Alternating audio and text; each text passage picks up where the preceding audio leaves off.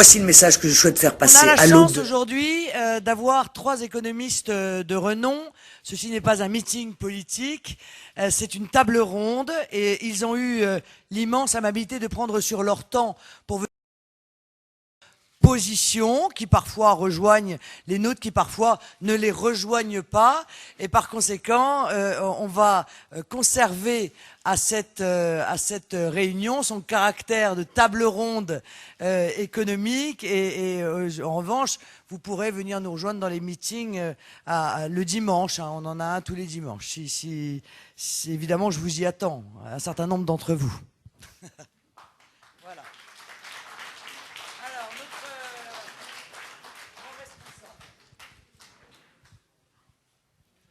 Oui, allô, oui, bonjour. Voilà, je suis d'abord chargé d'excuser Louis Alliot, qui est le président d'Idées Nation, un cercle de réflexion. Il est pris par d'autres tâches. Le problème que nous posons aujourd'hui, c'est celui qui inquiète beaucoup les Français. Nous sommes aujourd'hui avec 5 millions de chômeurs, avec de plus en plus de précaires, avec beaucoup de travailleurs pauvres. Et les Français s'inquiètent aussi de l'augmentation de la dette. Cette inquiétude, évidemment, traverse le débat en cours, y compris le débat électoral, mais il dépasse la simple conjoncture actuelle. Et c'est pour cela que nous avons voulu cette réflexion commune dans un cadre qui ne soit pas un cadre seulement partisan, mais qui soit un cadre qui se veut scientifique. Vous allez entendre trois économistes indépendants qui sont de réputation internationale et qui n'appartiennent à aucune formation partisane. Malgré leurs compétences, vous les voyez pourtant rarement sur les plateaux de télévision. Leur indépendance dérange. Ils ne sont pas les conseillers des princes qui nous ont amenés à la situation catastrophique que nous déplorons. Ils ne changent pas d'avis au gré des vents mauvais des modes intellectuels.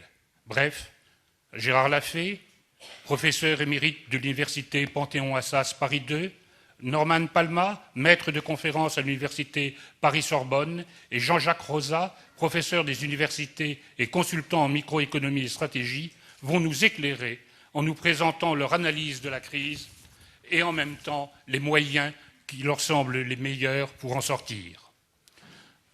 Candidate à la présidence de la République, Marine Le Pen sera à leur écoute. Elle réfléchira tout haut après chacune des interventions. Des questions écrites venues de la salle compléteront cette discussion.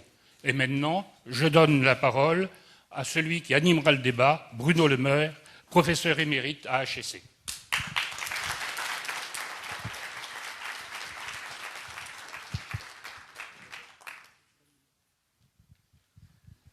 Bonjour, ça marche? Oui.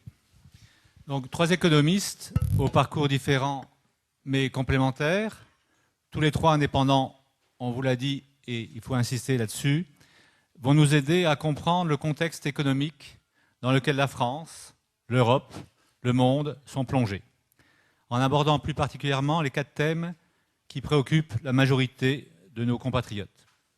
Ces quatre thèmes seront 1. La crise de l'euro. 2. Le retour éventuel aux monnaies nationales. 3. La question des dettes publiques. 4e point, le protectionnisme. Le premier thème sera abordé par Norman Palma, le deuxième par le professeur Jean-Jacques Rosa, les deux derniers par le professeur Gérard Lafay. À la suite de chaque intervention effectuée par l'un de ces trois économistes renommés, Marine Le Pen interviendra pour donner son sentiment et sa position politique en tant que candidate à la magistrature suprême de notre pays, la présidence de la République, en montrant comment l'économie peut et doit être au service de la nation et des besoins du peuple souverain. Pour les questions éventuelles venant de la salle, nous vous demandons de les poser uniquement par écrit. Je m'efforcerai de les rassembler par thème avant de les poser à nos intervenants.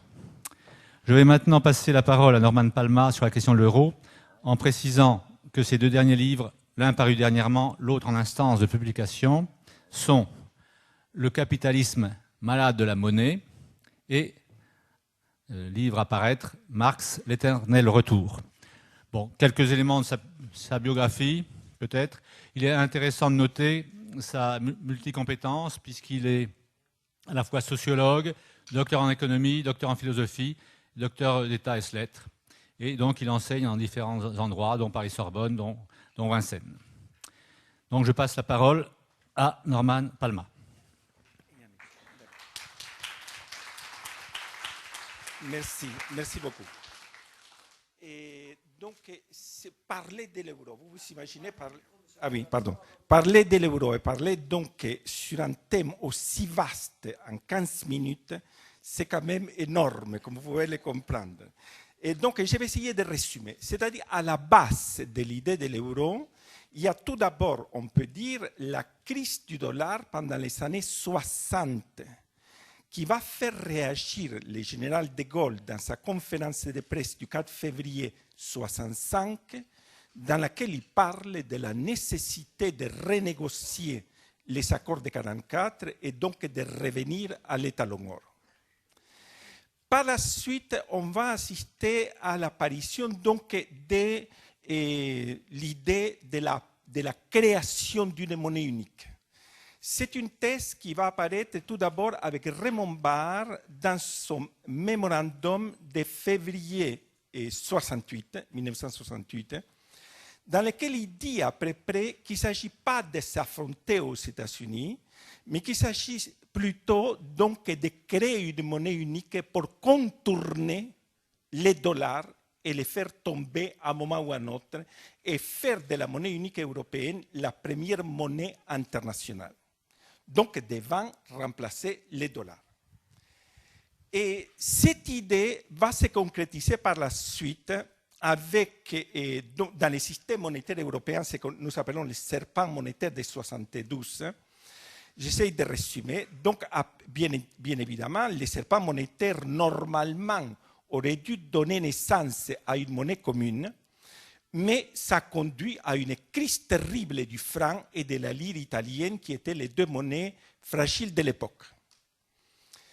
Et donc, c'est la raison pour laquelle on laisse de côté les systèmes monétaires de 1972, c'est-à-dire les serpents monétaires, car il faut savoir qu'à la base donc, de la création de la monnaie unique, il y a la thèse selon laquelle l'union monétaire devait conduire à l'union politique. Il y avait une sorte d'automatisme qui devait se produire. On était en union économique, on devait aller donc à l'union monétaire, et par la suite, l'union monétaire devait donner naissance à l'union politique. Je vous signale une chose qui est tout à fait évidente, c'est que l'union monétaire n'a jamais produit l'union politique, une union politique quelconque. On n'a qu'à regarder l'expérience du CFA. Les pays de l'Afrique francophone sont en union monétaire depuis 1947 et que je sache, ça n'a pas donné naissance à une quelconque union politique. De toute façon, historiquement, par exemple, quelqu'un comme Aristote nous dit que la monnaie est le produit du droit et qu'en grec, la monnaie s'appelle nomisma et que donc c'est à l'État de produire la monnaie de la même façon que l'État produit les droits, l'État produit de la monnaie, la nomisma, donc du nomos droit. Par conséquent, si vous voulez, et là, on se trouve devant une expérience très particulière avec la naissance de la monnaie unique. On s'est rendu compte qu'il n'y avait pas les automatismes qu'on avait cru, par exemple, avec les systèmes de 72. Et petit à petit, on va arriver, à cause de l'affaiblissement de l'Allemagne et donc à cause de la réunification allemande, et bien évidemment en 69, à partir de 69, la chute du mur de Berlin, etc., on va arriver petit à petit à l'affaiblissement du mark et donc à la convergence monétaire. Et c'est cette convergence monétaire au sein du système monétaire européen de 60 qui va donner naissance à la monnaie unique. Cette monnaie unique va commencer à fonctionner réellement à partir du 1er janvier 2002, mais petit à petit, on va comprendre, et c'est ce que nous constatons actuellement, c'est que les pays déficitaires du point de vue extérieur, de la balance extérieure, et ce sont tous les pays du Sud, y compris la France, bien évidemment, ont un déficit de plus en plus important. Et que ces déficits, c'est-à-dire qu'au sein du système de la monnaie unique, parce qu'on pense que tous les pays ont la même monnaie, que c'est exactement la même chose dans tous les pays de la communauté européenne, non, à la fin, chaque pays produit sa propre monnaie dans le sens où si vous regardez un billet d'euro, vous allez voir qu'il y a une lettre. Et c'est cette lettre qui détermine l'origine du pays qui le produit. Pour la France, c'est le U. Pour l'Allemagne, c'est le X, et pour la Belgique, c'est le Z, et pour la Grèce, c'est le Y, bien entendu, et pour l'Espagne, c'est le V, etc. Je laisse de côté. Donc, il y a une lettre. Cela veut dire quoi? Qu'au point de départ, à partir du moment où la monnaie unique est apparue, à partir de ce moment-là, chaque pays donc, va produire la quantité de monnaie qui corresponde à l'échange par rapport à sa base monétaire, qui, donc à une époque où il n'y avait pas d'émission monétaire, donc à la fin du système, disons, du franc de monnaie nationale, etc. Et puis, par exemple, l'Allemagne, à cette époque-là, il va y avoir quelque chose comme 613 milliards d'euros en circulation dans la communauté européenne, dont 33% pour l'Allemagne, 19% pour la France et 12% pour l'Espagne. Je donne quelques exemples.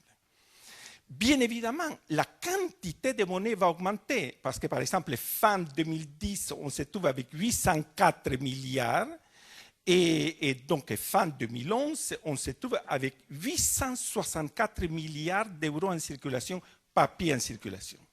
Ça veut dire qu'il y a donc augmentation du stock monétaire, indépendamment du fait que la Banque centrale européenne n'a pas le droit d'émettre de la monnaie.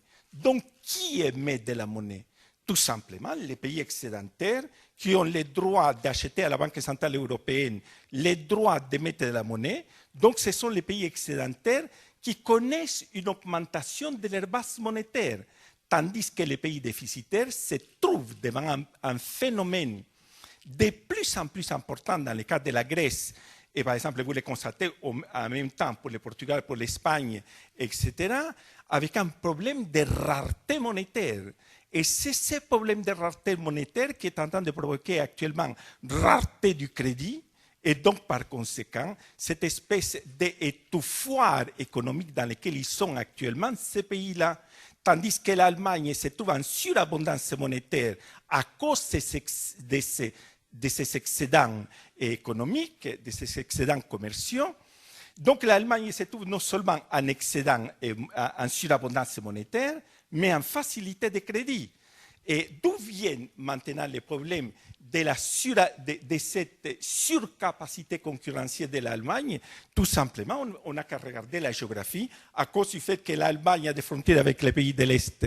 Donc, le fait qu'elle produit et elle fait de la sous-traitance avec les pays de l'Est, de telle sorte qu'elle se trouve avec des surplus économiques absolument impressionnants, car il ne faut pas oublier que depuis 2 ans, l'Allemagne se trouve avec le premier excédent commercial du monde, au-delà de la Chine.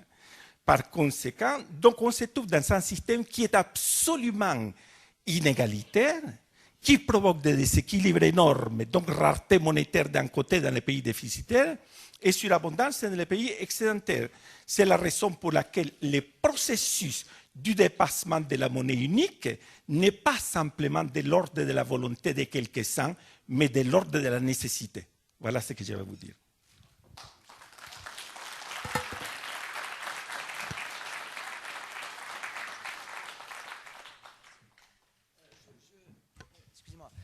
On aura l'occasion d'échanger après les interventions avec la salle.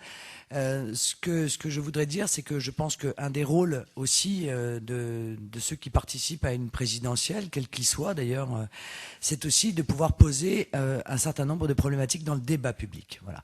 Et il serait bon d'ailleurs que l'ensemble des candidats puissent le faire. Et je suis sûr d'ailleurs que tous les économistes répondraient à toutes les invitations qui leur seraient formulées.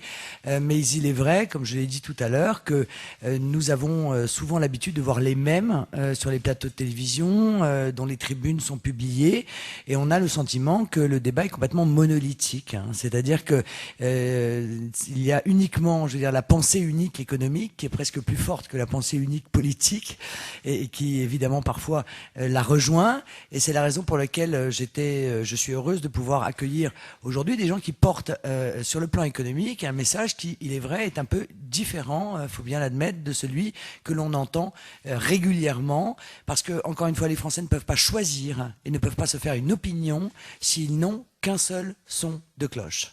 Voilà, donc on posera tout à l'heure des questions à nos interlocuteurs. On va passer, je te passe la parole. Donc, oui, avant de passer la parole au professeur Rosard, je voudrais juste poser une question à Norman, si je peux me permettre. Là, vous êtes en train de dire que finalement, l'euro, ça ne pouvait pas marcher. Qu'est-ce que vous suggérez ?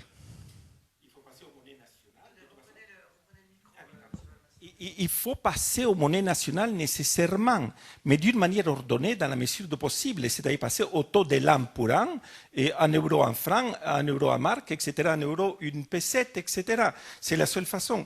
De toute façon, c'est de les faire d'une manière ordonnée. Cela dit, il y a une possibilité en ce qui concerne le système de transition, car nous ne devons pas oublier une chose, c'est que la Banque centrale européenne n'a pas le droit d'émettre de la monnaie et n'a pas de lettres pour le moment. Et du point de vue des statuts de la Banque centrale européenne qui sont contenus dans le traité de Maastricht, elle n'a pas le droit d'émettre de la monnaie. Et il faudrait qu'elle puisse, pendant une période de transition, émettre de la monnaie d'une manière massive pour pouvoir aider les pays qui sont en train de s'asphyxier actuellement.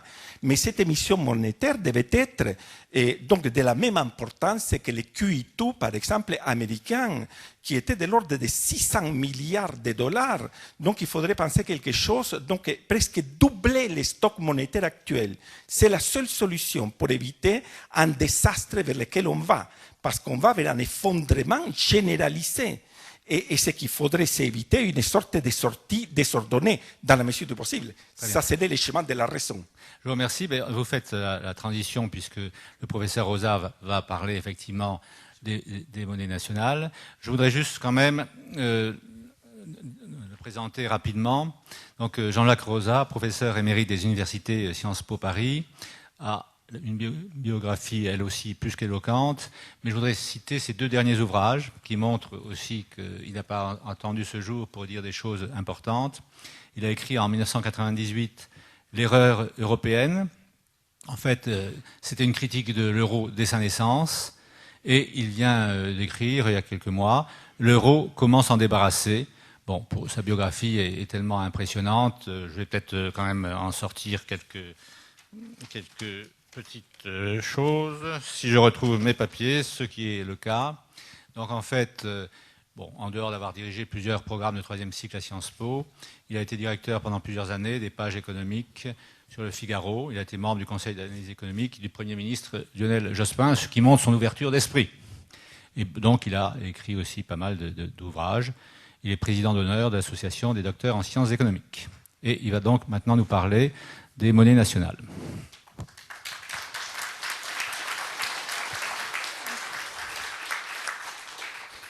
Merci beaucoup. Alors je crois qu'il faut, si l'on parle de monnaie nationale, dire pourquoi. Quel serait l'intérêt d'un retour à une monnaie nationale? Et l'intérêt principal, c'est d'avoir un taux de change avec d'autres monnaies, d'autres États, et que ce taux de change puisse être modulé. En effet, l'économie française a beaucoup d'autres problèmes que le problème de l'euro. Mais l'euro est le problème immédiatement le plus important. Et je voudrais donner un exemple pour montrer à quel point le taux de change est une variable sous-estimée dans le discours politique. Supposons un même produit, produit en France, aux États-Unis de l'autre, en France pour 1 euro et aux États-Unis pour 1 dollar. Si la parité est de 1 euro contre 1 dollar, si le taux de change est d'1 euro contre 1 dollar, le produit français peut s'exporter aux États-Unis où il sera vendu 1 dollar et il sera compétitif. Mais maintenant, supposons que le taux de change passe à 1 euro contre 1,5 dollar. Du coup, le produit français qui est toujours fabriqué ici à 1 euro va être vendu 1,5 dollar aux États-Unis. Il n'est absolument plus compétitif, nos exportations s'effondrent. Dans le même temps, avec ce même taux de change, le produit américain qui est vendu 1 dollar peut être importé en France et sera vendu 0,66 €. Il devient hyper compétitif. Les importations connaissent un envol. Par conséquent, une modification du taux de change de cette importance peut ruiner l'économie d'un pays. L'industrie exportatrice peut s'effondrer et tous les produits qui auparavant étaient fabriqués ici sont remplacés par des produits américains importés. Donc le taux de change est une variable absolument cruciale pour la bonne santé économique d'un pays. Or, qu'a-t-on fait dans le cas de l'euro? Eh bien, on a supprimé les taux de change entre l'Allemagne et la France, entre l'Italie et l'Espagne, entre la France et l'Espagne. Et par conséquent, on a supprimé le mécanisme qui permettait de trouver une valeur du taux de change qui laissait nos entreprises compétitives à l'égard de l'étranger et qui ne subventionnait pas les importations. Au contraire, en pratiquant une politique d'euro fort que je viens d'évoquer, par exemple à l'égard du dollar, mais comme le dollar est lié à la devise chinoise, ça veut dire aussi par rapport à la Chine, en pratiquant une politique d'euro fort, c'est un véritable sinistre qu'on impose aux industries exportatrices françaises et à toutes celles qui fabriquent des produits concurrencés par les importations. C'est pour ça qu'il faut essentiellement sortir de l'euro. C'est pour retrouver la maîtrise du taux de change. Alors maintenant, on nous oppose immédiatement quelque chose de terrifiant. On nous dit oui, mais ça va être le cataclysme. Alors pourquoi le cataclysme? Eh bien parce que beaucoup d'agents économiques, des entreprises, des banques ont émis des dettes exprimées en euros. La France aurait besoin d'une dévaluation de sa monnaie, d'un nouveau franc, pour retrouver sa compétitivité, comme je viens de l'indiquer. Et si cela se traduit donc par conséquent par une baisse du taux de change du nouveau franc relativement au dollar ou au yuan, ou peut-être au Deutschmark s'il se recrée demain également, ça veut dire que vos dettes exprimées en euros, si l'euro existe toujours, vont être majorées. Si vous dévaluez le nouveau franc de 20% par rapport aux pays qui sont restés dans la zone euro, ça veut dire que vous majorez vos dettes de 20%. Ça veut dire que le poids de la dette externe exprimée en euros va être considérablement aggravé. Alors on nous dit, pas question, c'est pas possible, une telle opération conduirait à la faillite les entreprises qui sont endettées en euros. Donc on ne peut plus jamais sortir de l'euro. Cette affirmation apparaît déraisonnable, car il n'y a pas d'affaire humaine dont on ne puisse sortir ou se défaire. Alors comment? Eh bien d'une façon assez simple.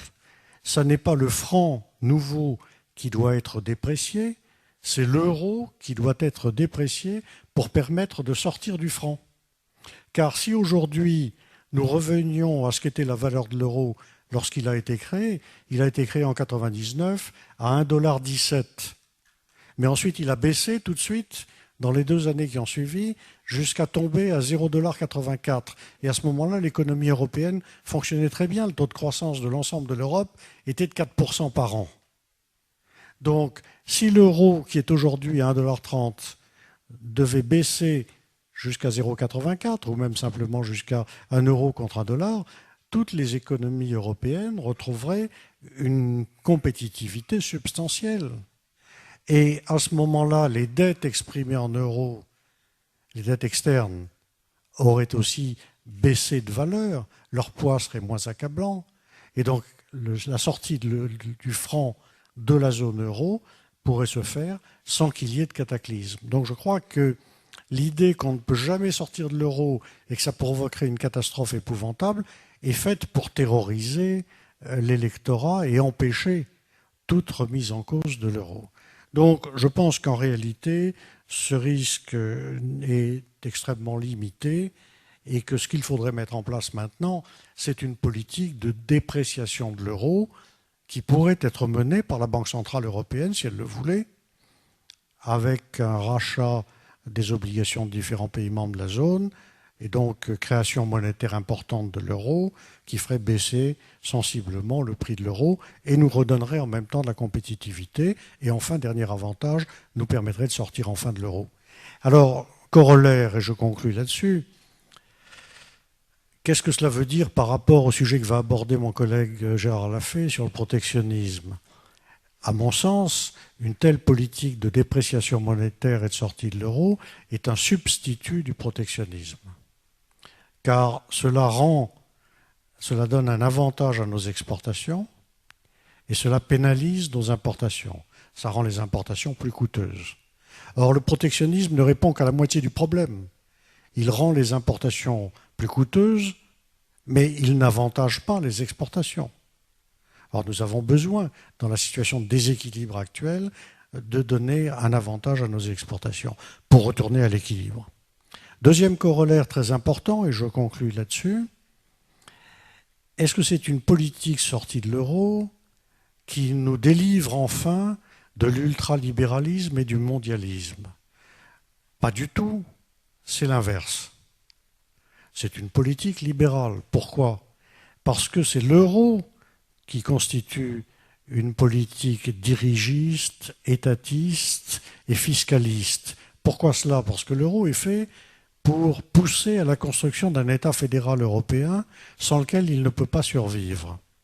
Et un État fédéral européen, pour qu'il permette à une monnaie unique de fonctionner, il faudrait qu'il fasse comme aux États-Unis, où l'État fédéral prélève de 25 à 30% du revenu national, de façon à aider les régions qui sont en récession avec les recettes fiscales des États qui sont en expansion. Mais peut-on imaginer en Europe, où les États nationaux prélèvent déjà à peu près la moitié du revenu national en impôts, est-ce que l'on peut sérieusement envisager d'ajouter une strate d'État fédéral qui prélèverait à son tour 25 à 30% du revenu national pour nous amener à un prélèvement fiscal total de l'ordre de 75 à 80%? C'est la déraison complète. Mais en même temps, c'est l'étatisme et le dirigisme.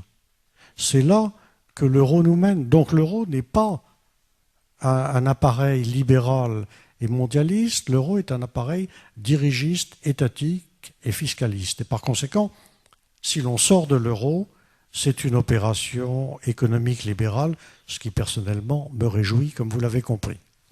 Je vous remercie.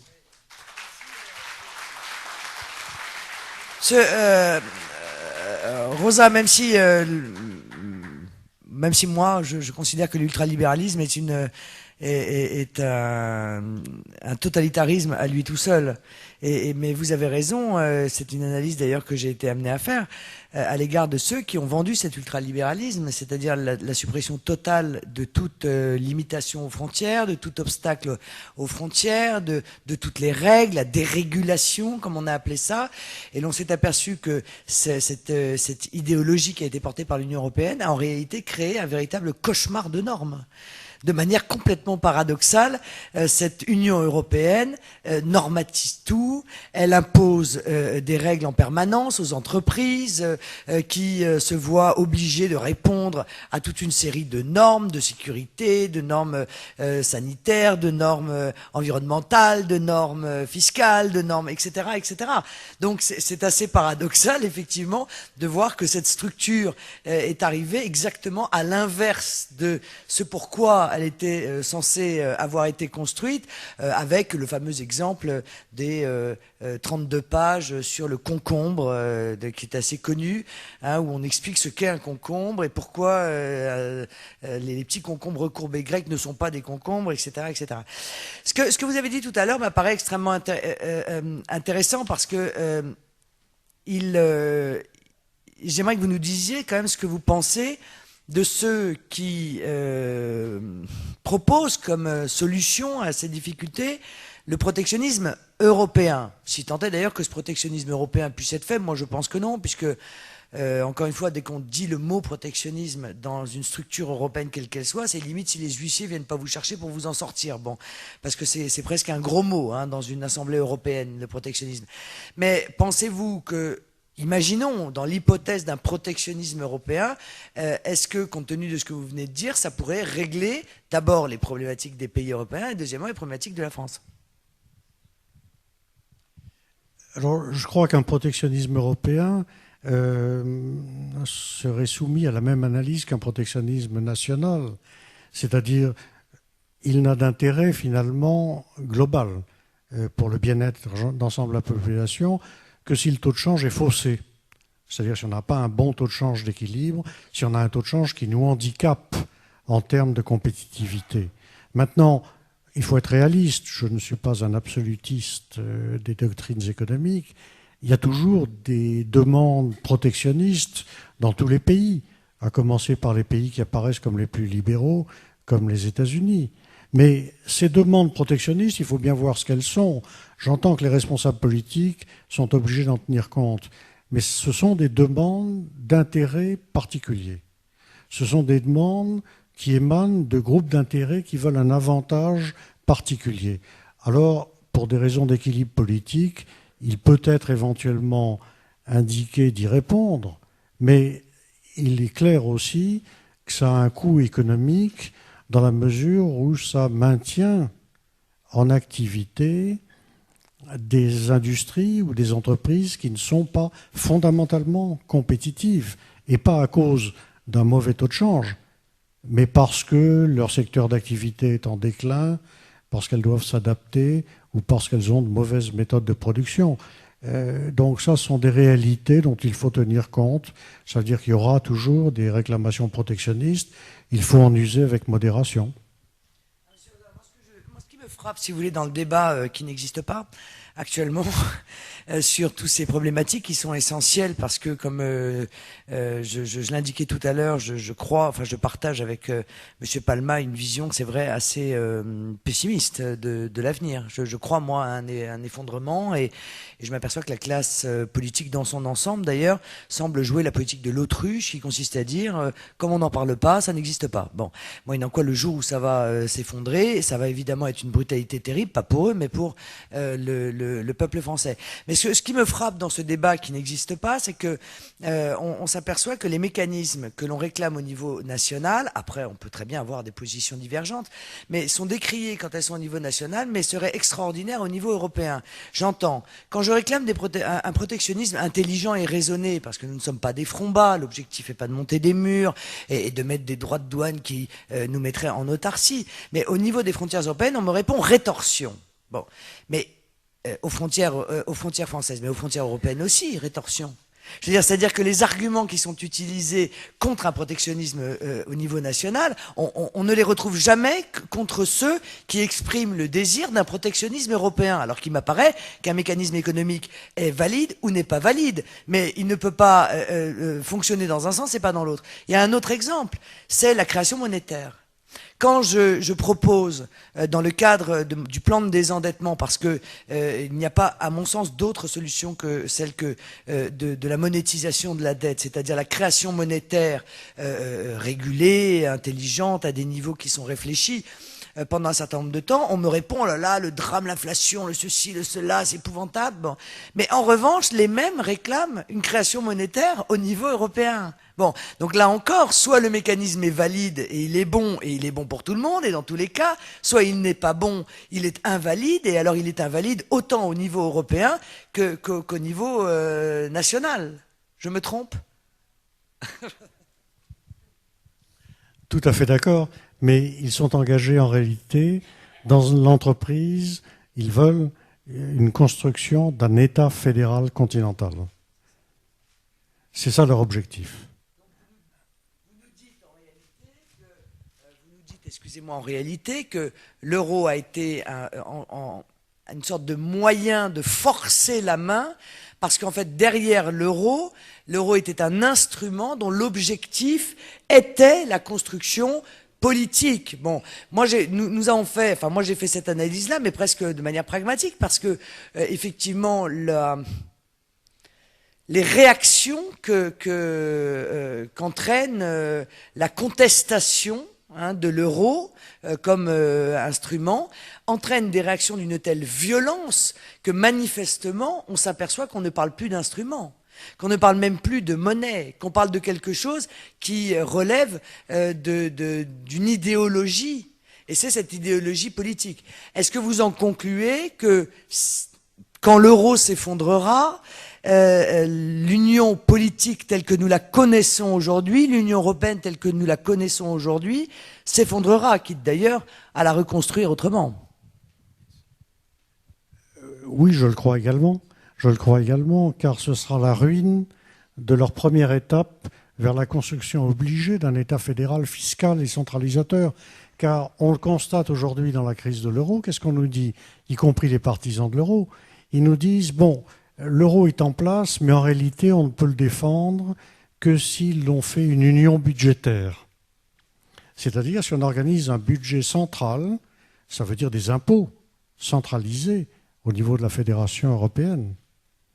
Donc c'est bien ça la logique de leur développement. Et je voudrais noter au passage que l'ambiguïté qu'il y a sur le caractère libéral ou pas libéral de l'euro, elle vient de ce qu'ils ont kidnappé l'Europe.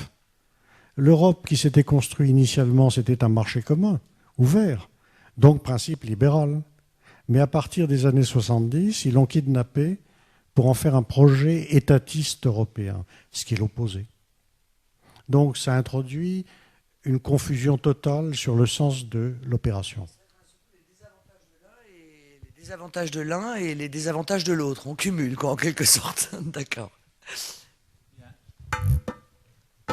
Avant de passer la parole au professeur Lafay, je voudrais juste donc faire un premier point. On a vu que la construction de l'euro était essentiellement une construction idéologique. D'après M. Palma, en fait, aucune union monétaire n'a pu déboucher dans l'histoire sur une union politique.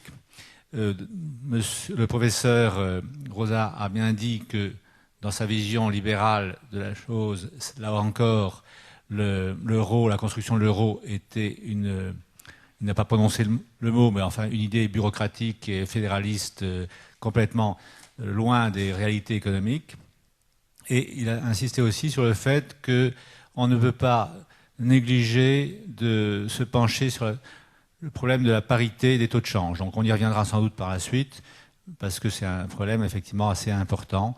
Ce que l'on peut dire, c'est qu'au taux où l'euro a été créé par rapport au dollar, à 1,17, bon, le groupe ne murera pas de 1,21, le franc serait à sa parité normale.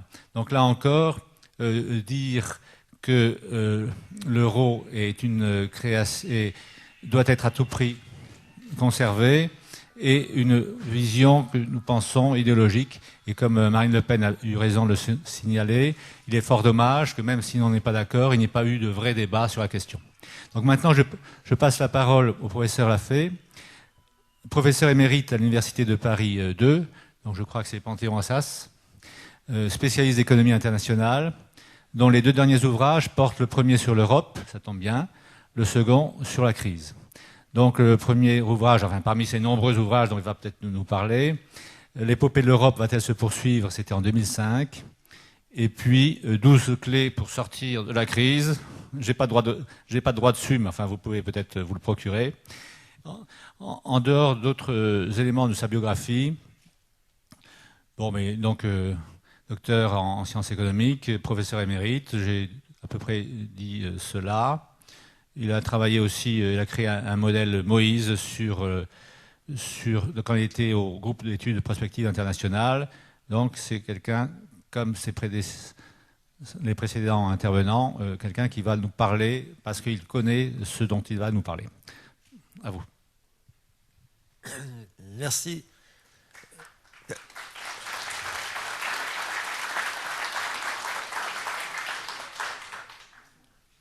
Comme vous venez de le dire, donc le dernier ouvrage que j'ai publié l'an dernier portait le titre « 12 clés pour sortir de la crise ». Alors, je ne vais pas, évidemment, ici vous détailler ces 12 clés. Je voudrais simplement mettre l'accent sur deux d'entre elles, en disant d'abord un petit mot sur le problème de la financiarisation.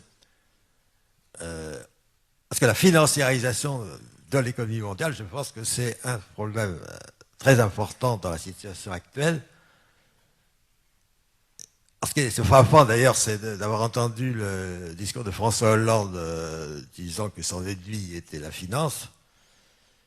Mais en réalité, il ne propose rien pour concrètement s'opposer à la finance. Alors là, sur ce point, simplement, moi je me réfère tout simplement aux travaux de Maurice Allais, notre prix Nobel d'économie, qui disait 3 choses. Premièrement, la création monétaire doit relever de l'État et uniquement de l'État, et non pas des banques privées.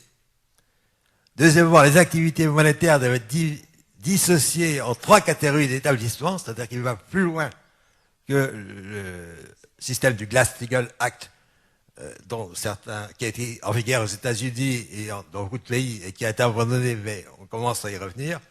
Lui, il dit qu'il faut des banques de dépôt qui gèrent uniquement les encaisses sans pouvoir faire de crédit. Deuxièmement, des banques de crédit qui récoltent des dépôts d'épargne et qui font crédit sur des échéances inférieures aux dépôts d'épargne. Et troisièmement, des banques d'affaires.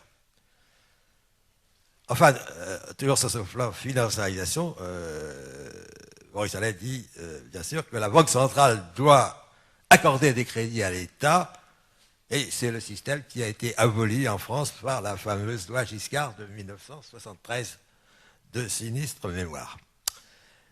Alors, je viens maintenant aux 2 clés donc, qui me paraissent essentielles pour sortir de la crise.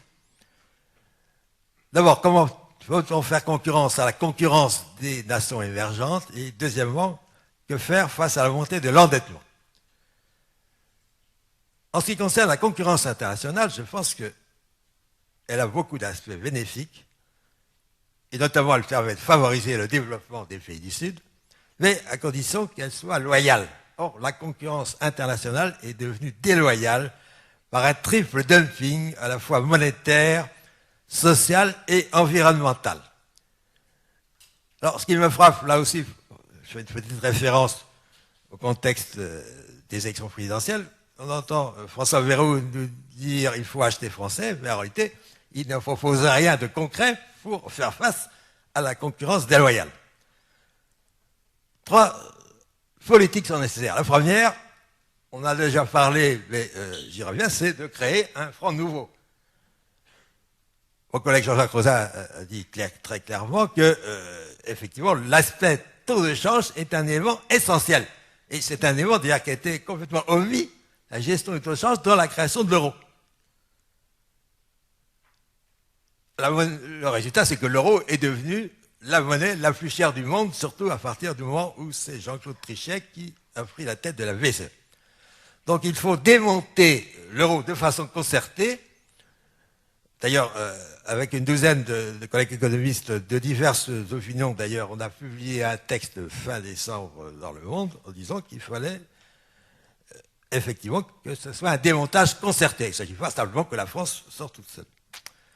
Deuxièmement, il faut dévaluer le franc par rapport aux autres monnaies. Alors, bien entendu, si l'euro commence à baisser, il y aura moins besoin de dévaluer le franc, ça c'est clair, mais il faut dévaluer le franc. En gros, par rapport à la moyenne des monnaies mondiales, je pense qu'il faudrait une dévaluation, pour la situation actuelle, de l'ordre de 20%, ce qui aurait un effet légèrement inflationniste, puisque bien entendu, nous apporter des produits hors zone euro.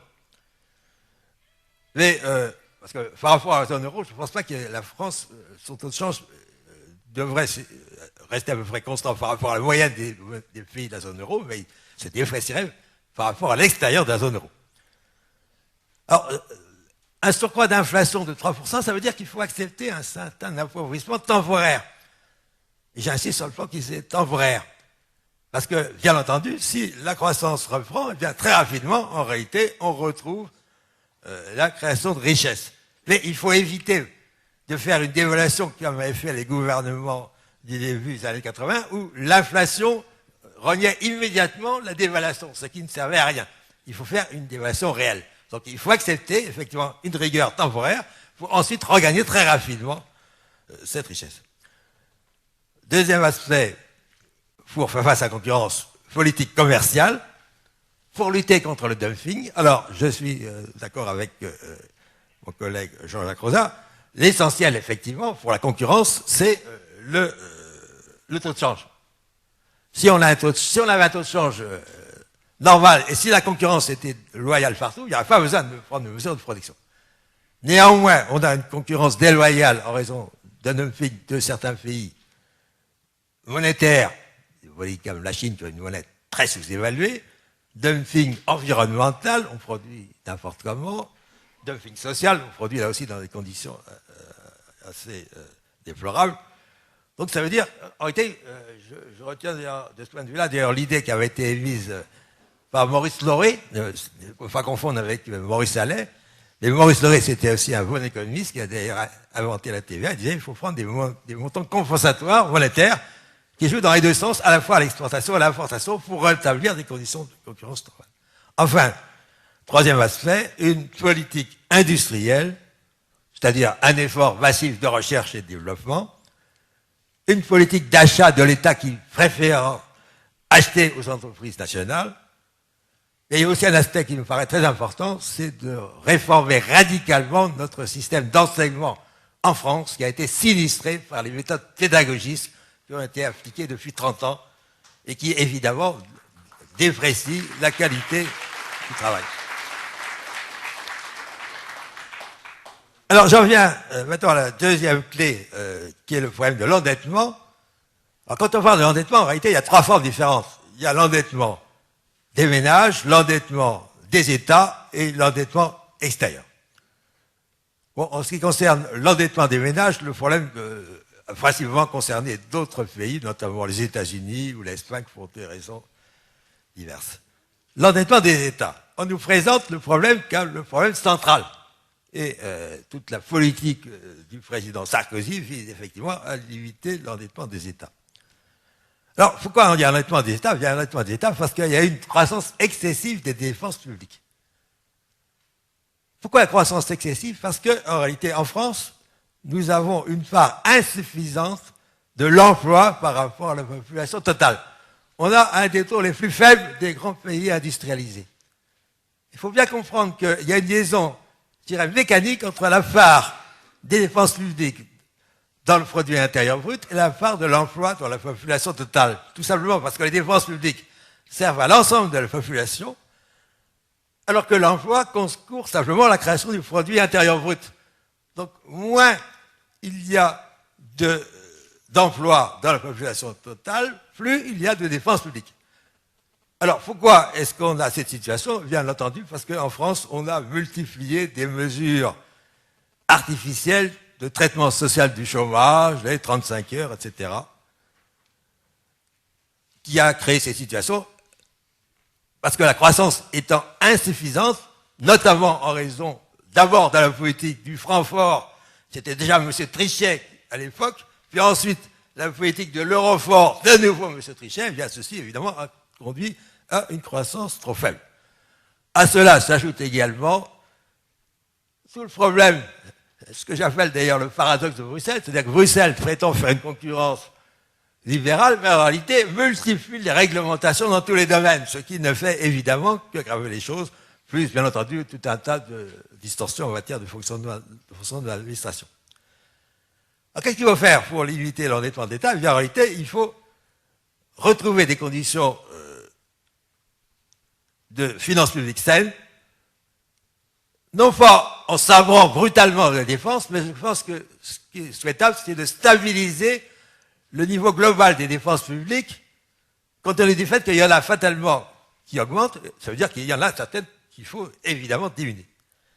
Mais si on retrouve la croissance économique, si on crée des emplois, j'ai fait un petit calcul dont je parle d'ailleurs dans mon bouquin, une augmentation de 1% par an de l'emploi, permis, bien entendu, par le retour à la croissance lui-même, permis, bien sûr, par le retour à une monnaie nationale, eh bien, en 10 ans, on peut réduire la part des dépenses publiques à l'ordre de 41-42%, alors qu'actuellement, elles sont de 56%. Il suffit simplement de stabiliser les dépenses, mais d'augmenter la production. C'est la meilleure manière, effectivement, de résoudre le problème. Bien entendu, l'autre problème aussi, c'est la dette publique. En attendant, eh bien, il faut la faire financer par la Banque centrale, en l'occurrence la Banque de France. Mais alors, les politiques d'austérité, à la Sarkozy et Merkel, eh bien, ne font qu'aggraver le problème, puisque plus on crée l'austérité, plus on diminue la production, et on ne fait qu'aggraver le problème. Alors, ce qui est d'ailleurs tout à fait intéressant, c'est de voir, on a eu une dégradation récente des notes de certains pays européens, dont la France, par des agences de notation. On peut en penser ce qu'on veut, mais la seule agence qui a vu clairement la question, c'est l'agence Standard & Poor's. Elle a dit, le problème, ce n'est pas l'endettement des États européens, puisqu'ils sont d'ailleurs tous endettés, comme d'ailleurs d'autres pays dans le monde, notamment les États-Unis ou le Japon. Le problème, c'est en réalité le problème des dettes extérieures de certains pays de la zone euro. Et l'agence Standard & Poor's l'a dit très clairement, alors que les autres agences, Moody's et compagnie, ont continué à fonctionner dans la logique Sarkozy et Merkel, c'est-à-dire ne voir que l'endettement public. Alors l'endettement public, bien sûr, il faut l'éviter, le réduire, mais le problème central aujourd'hui, c'est l'endettement extérieur net. Et alors, très clairement, dans la zone euro, on a des groupes de pays dans une situation très différente. On a quelques pays, et comme par hasard, c'est ceux qui sont dans la crise la plus grave, la Grèce, le Portugal, l'Espagne, l'Irlande, pour d'autres raisons, pour des raisons essentiellement financières. La dette extérieure nette représente plus des 3/4 du produit intérieur brut. Ensuite, on a deux pays qui se situent aux alentours de 30% de dette extérieure nette par rapport au produit intérieur brut. C'est l'Italie et la France. La situation est la même. Et puis, bon, il y a des petits pays, Finlande et Autriche, qui ont une faible dette extérieure. Par contre, les Pays-Bas, la Belgique et surtout l'Allemagne ont au contraire des créances extérieures nettes. Donc nous avons à l'intérieur de la zone euro des distorsions énormes qui sont créées.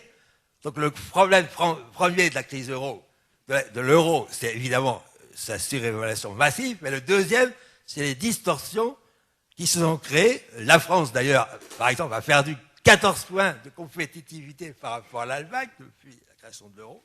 Donc l'euro ne peut plus tenir dans ces situations-là. Donc on retombe, bien sûr, sur le problème central dont nos politiques ne veulent pas parler, qui est le problème de l'euro. Merci.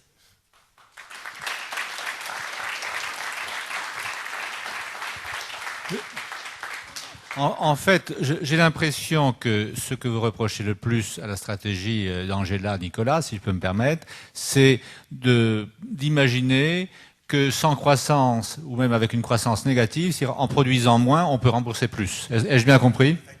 Je passe la parole à madame. Oui, mais je crois que ce problème de la dette n'est en réalité qu'effleuré dans le débat public. Il n'est d'ailleurs pas traité directement par les économistes. Personne, tout le monde dit il y a une dette, elle est importante, très bien. Moi, ça, c'est ce que j'appelle la météo chilienne. Hein. Aujourd'hui, il pleut, tout le monde peut s'en apercevoir.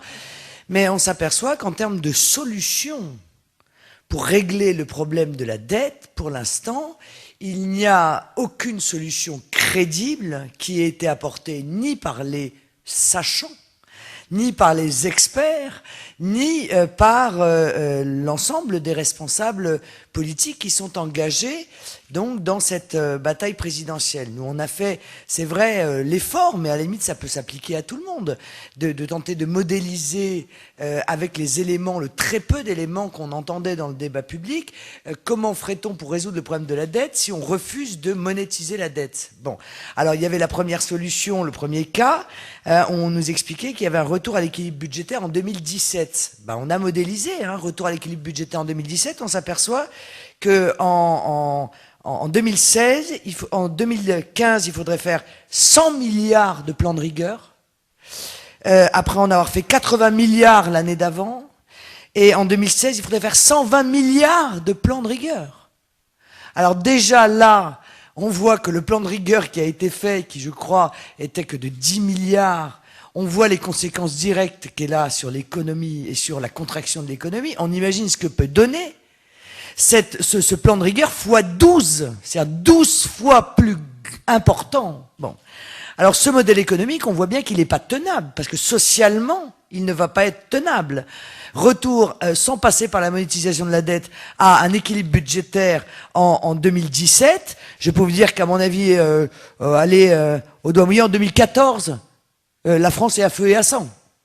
Voilà, par des émeutes sociales, c'est aussi simple que ça. Alors, on a changé le modèle, on s'est dit, bon, allez, on va adoucir leur modèle, on va essayer de faire, dans le modèle qui est proposé par les élites, un plan d'austérité, mais qui ne soit pas aussi délirant que 120 milliards sur une année. Bon, et ben on s'aperçoit que ça tient pas non plus, parce qu'il y a une casse sociale, Il y a effectivement une austérité qui va avoir des conséquences sur l'économie.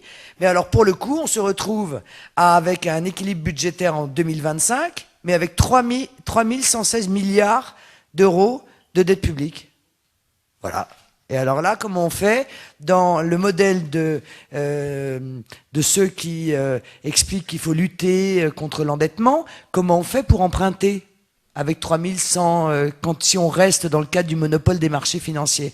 Donc on voit bien qu'il y a une triangulation qui fait qu'aujourd'hui, les propositions qui sont présentées par la classe, qu'elle soit politique ou économique, n'apportent absolument aucune solution à la problématique du désendettement de la France.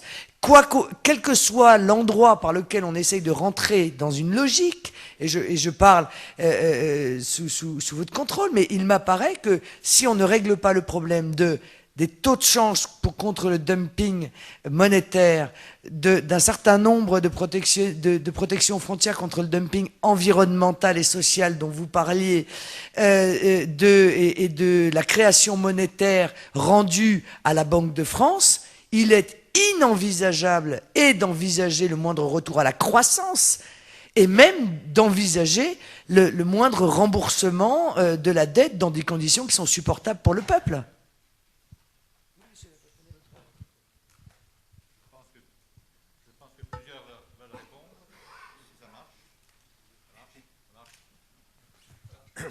Oui, je voulais rajouter une chose, c'est que les plans de rigueur Sarkozy,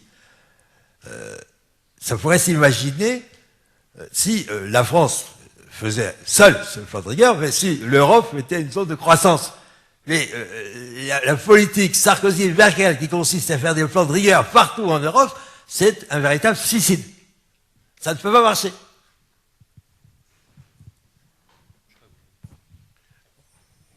Je dirais que c'est le modèle grec.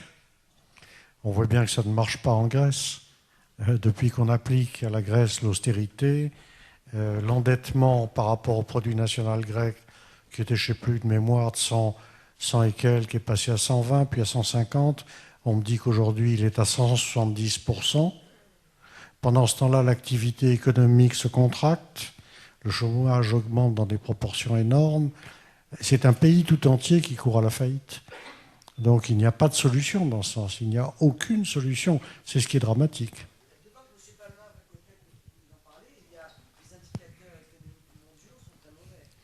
Oui, d'autant plus, donc on est actuellement dans une récession absolument impressionnante, puisque le Baltic Dry Index nous indique, par exemple, que ce matin, on était à 807 points. Il ne faut pas oublier, par exemple, que le 20 mai 2008, on était presque à 12 000 points.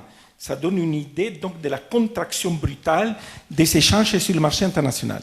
Mais ce que je voudrais dire à propos de la dette, et pour moi, donc, s'il y a sortie de l'euro, la dette va se dissoudre d'elle-même, puisqu'on va vers un effondrement de l'euro.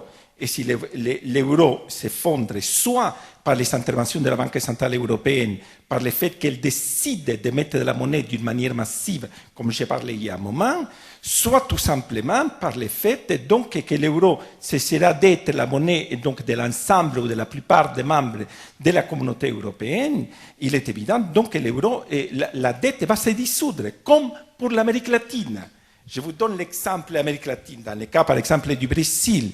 Je vous rappelle par exemple que fin 2001, le Brésil avait la dette la plus importante du monde, 250 milliards de dollars, qui était quelque chose d'énorme à l'époque. Et donc, début 2008, le Brésil avait déjà remboursé toute sa dette. À cause de quoi? À cause de la dépréciation du dollar, puisque le dollar est passé de 0,85 donc, en euro valait 0,95 dollars début 2002, et il est passé donc le 15 juillet 2008, on était à 1,6038. Donc il y a eu une dépréciation impressionnante du dollar qui va faire donc que l'ensemble presque de tous les pays latino-américains vont voir leur dette se dissoudre, qui fait que le Brésil actuellement non seulement n'a plus de dettes, mais se trouve donc à la fin de l'année avec un excédent, avec donc des réserves, pardon, de 383 milliards de dollars. Donc normalement, si on sort de l'euro, c'est la fin de la dette internationale des pays de l'espace euro. Et puisque si l'euro s'effondre, c'est la dette elle-même qui disparaît. Bien évidemment, les banques vont payer la note, et les banques et les assurances, parce que c'est elles qui détiennent l'essentiel de ces actifs. Il ne faut pas l'oublier. Moi, pour conclure, avant de passer la parole à la salle, je veux dire, je crois que, objectivement, il faut que le niveau d'exigence des réponses, maintenant, augmentent à l'égard des candidats à la présidentielle. Je pense que nous sommes vraiment à la croisée des chemins. Je parle sous votre contrôle. Il y a vraiment un vrai choix à faire maintenant. Et encore faut-il que les Français sachent précisément quel est le choix de ceux qui sont candidats à la présidentielle. Moi, j'ai toujours pas compris comment est-ce qu'on réglait le problème de la dette dans les différents modèles de mes adversaires. Je n'ai toujours pas compris s'il fallait plus d'austérité, moins d'austérité, comment relancer la croissance. C'est vrai que nous avons fait l'effort incroyable de modéliser tout ce que nous voulons faire, d'exprimer très clairement comment nous voulions relancer l'économie, quelles injections monétaires nous ferions dans l'économie chaque année, comment nous réglons le problème de la dette et nous remboursons par cette monétisation. C'est vrai que je crois très honnêtement que maintenant il faut que les candidats à la présidentielle, tous autant qu'ils sont d'ailleurs, clairement expriment quelle est la manière dont ils entendent régler le problème de la dette, sans évidemment nous précipiter vers le défaut, parce que ça c'est aussi un risque, hein, nous précipiter vers le défaut, sans nous mettre sur la même ligne, dans le même train, comme je l'ai déjà dit, de la Grèce. Parce que chacun dit la France est différente et on ne veut pas que la France soit la Grèce. Mais la France est en train de prendre exactement non seulement le même train, mais la même direction. Voilà, il est même dans le même wagon que la Grèce, puisqu'il applique exactement la même méthode économique, et que la méthode économique, les mêmes causes vont entraîner évidemment les mêmes effets. Et ceux qui pensent que sous prétexte que la France serait dans une situation bien meilleure que la Grèce, elle ne va pas arriver exactement au même résultat, je crois très honnêtement, se trompent lourdement.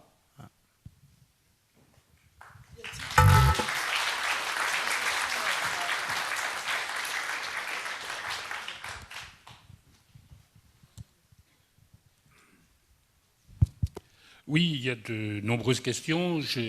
Donc la première, qui s'adresse au professeur Rosa, que se passera-t-il si on ne prépare pas la fin de l'euro ?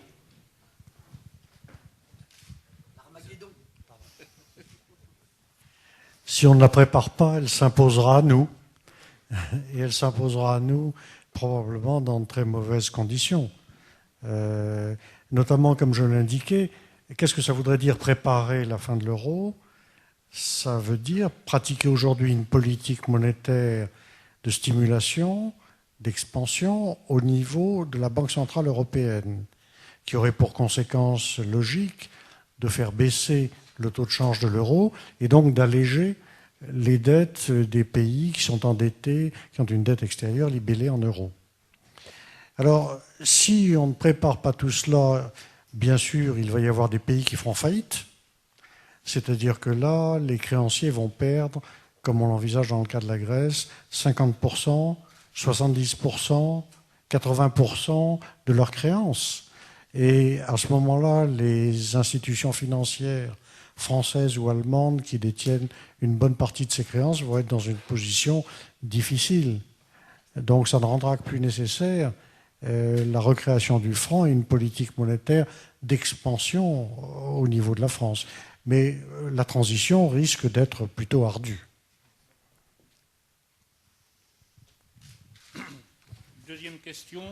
Deuxième question qui s'adresse plus particulièrement peut-être au professeur Lafay et aussi à Marine Le Pen. Y a-t-il sur l'économie une différence entre François Hollande, Nicolas Sarkozy et François Bayrou? Aucune.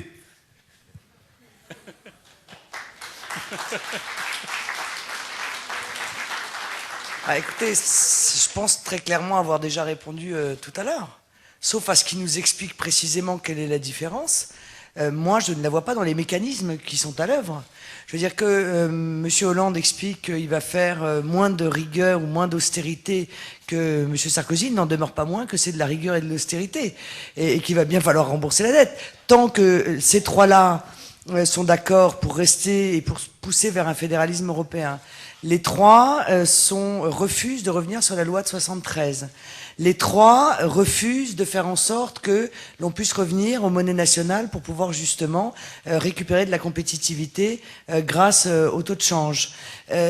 Par conséquent, c'est vrai qu'il est extrêmement difficile de chercher la moindre différence dans les grands principes qui sont à l'œuvre. Encore une fois, il y aura toujours sur des pourcentages des différences entre les uns et les autres. Mais on voit bien que le modèle économique qu'ils défendent est le même. Les solutions qu'ils présentent comme des solutions et dont nous considérons, un certain nombre, nous considérons que ce ne sont pas des solutions, mais ce sont ça nous précipite dans la crise, sont exactement les mêmes. Autre question qui s'adresse un peu à tous les intervenants. Pourquoi le débat sur l'euro ou le protectionnisme est-il si difficile en France dans les médias?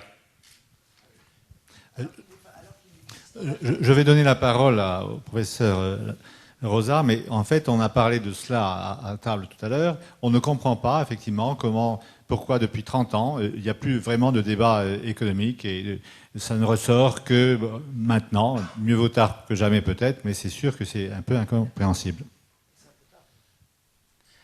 C'est ça, je crois qu'au sens le plus large, c'est pas seulement pour le protectionnisme, c'est que le débat économique en France, sérieux, sur le fond, a disparu. Il n'y a pas de débat. Et sans être exagérément sévère, je dirais qu'il y a là une faillite de la classe intellectuelle française, et en particulier des économistes. Et je crois que leurs engagements professionnels nuisent à l'objectivité de leur jugement.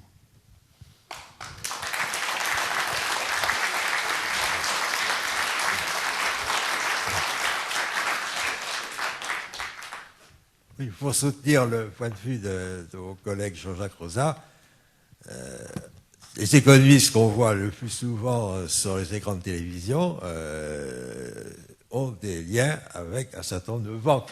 Donc ceci explique cela.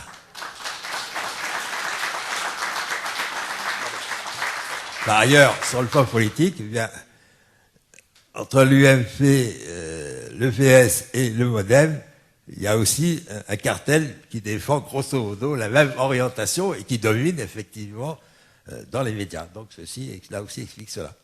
Ouais. Ça c'est très intéressant parce que j'ai mon dernier livre qui sort et qui est une modeste tentative d'explication du système qui nous a menés là où nous sommes aujourd'hui. Et la vraie question, c'est effectivement qui es-tu et d'où parles-tu? Je crois qu'il n'y a pas d'effort qui est fait aujourd'hui dans notre pays, c'est fait dans d'autres pays, mais il n'y a pas d'effort pour chercher à savoir qui parle. Moi, je sais qu'on m'oppose en permanence des études comme si c'était parole d'évangile. Oui, alors, l'étude, un tel a dit que... Mais vous savez qui est un tel? Un tel, c'est une banque.